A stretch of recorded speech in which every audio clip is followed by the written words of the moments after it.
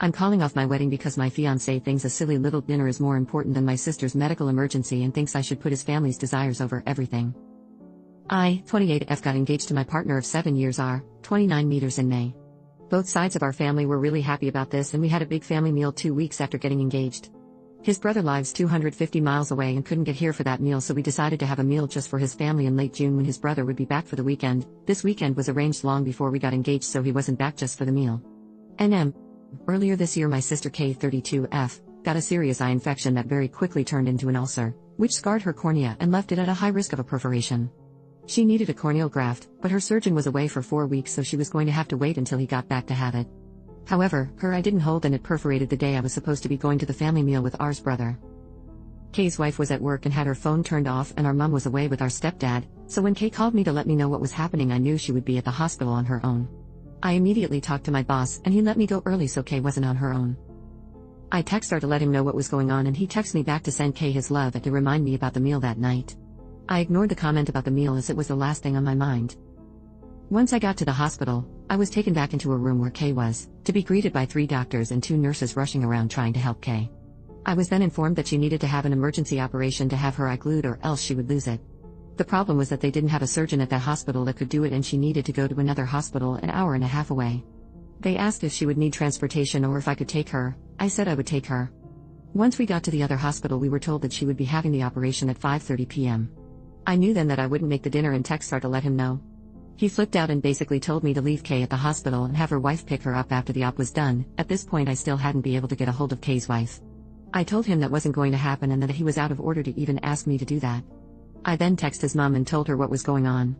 She was really supportive and told me to stay with K and let her know how the op goes. A dinner can be rescheduled, K's health can't. I also spoke with his brother, who was equally as understanding. I stayed with K. Her operation was a success and I got her back home about 9 p.m. Her wife had ordered some Chinese and offered me some, which I happily accepted as I hadn't eaten since lunch. With that I didn't get home till about 11 p.m. and I was already asleep. R was very short with me for days after, and we ended up having a huge fight where he told me that I should have put his brother and family before K. He said he was embarrassed going to the meal without me. I responded that I was embarrassed though I would put a meal before my sister's health. This led to another week of awkwardness between us before we finally sat down and we sorted it out, or so I thought. 8 weeks ago K got her graft, and so far everything is going really well with it. On Saturday his brother was here, so we went out for dinner with his family. His family were all asking about how K was doing and I showed them a picture of the stitches in her eye. I thought that everything had gone really well until we got home and he got really angry, saying that I shouldn't have brought up K's health issues, and I shouldn't have shown them the picture. I argued that they'd asked about her and asked to see the picture. It ended with him telling me that I needed to put him and his family before K or else we weren't going to work. His family will come before mine once we are married, so I should get used to it. I went upstairs and packed a bag. I'm now at my mom's house and he's been bombarding me with text and calls since I left. I do love him, but I will never put his family above my own family's health. I feel like he's expecting me to spend every holiday with his family and put their wants above my family's needs, which won't happen. I'm very close to my sister and my mom, that's not going to change. So I don't really know how to move forward or if I even want to. Has anyone experienced anything like this before? If so, how did you deal with it? TLDR, my fiancé got mad that I missed a dinner with his family because my sister needed emergency surgery and I was the only one available to take her. He is now insisting that I put his family before my own. I don't know how to move forward with him. Edit, for some reason it won't let me do a full update post even on my own page, so I'm just going to add it to here. Thank you so much for everyone that commented. I replied to as many as I could, but I read all of them. Warning, this is going to be longer than the original post, a lot has happened. TLDR, for those that just want a quick update, I left him and he's out of my house. His mom is seriously pissed at him and his brother has gone no contact with him for the foreseeable future. For those that want a longer version. Once I decided to end things with him, I knew that the main issue would be getting him out of my house. I own the house outright. My grandma died 5 years ago and left her house to my mom, who sold it and split the money between me and my sister. I then bought my house with that money about a year after she died. I got in touch with my stepdad's friend, who was the landlord the day after I wrote my original post, who then put me in touch with his solicitor. He didn't have time to see me in person that day, but we did have a phone call where he gave me my options. In the UK we have something called a Section 8 notice. This is a 14-day eviction notice and the solicitor said this would be the quickest way to get him out. However, he could try and contest it if he wanted to, which would lead to court dates and could take months. I asked him to draw up the notice and date it for Friday, the next day.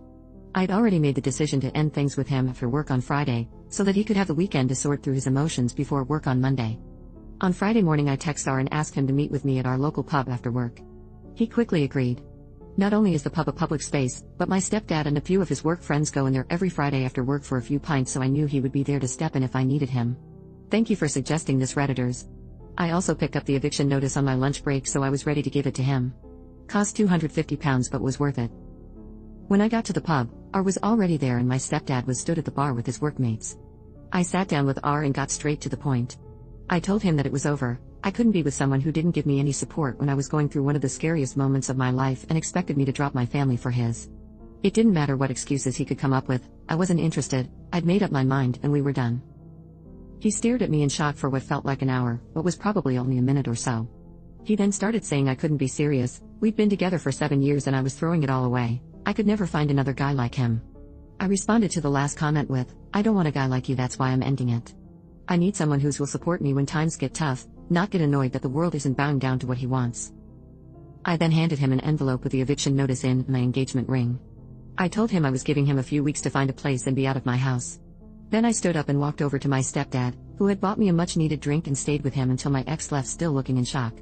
I knew he wouldn't approach me whilst I was with my stepdad, as he has always been a little scared of him. This is obviously a very condensed version of what happened. Once I got back to my mum's house, I had one single text from him saying he wasn't moving out and was going to contest the eviction until I'd come to my senses and got back with him.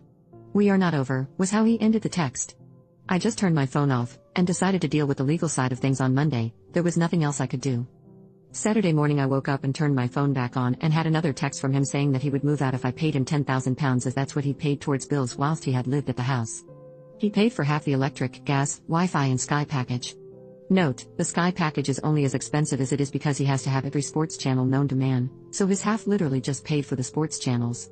I'd already asked the solicitor about this though, and he'd assured me that I didn't owe him any money as he hadn't contributed to a mortgage or any renovations of the house, it was just general expenses. He also knew that I don't have £10,000 just lying around.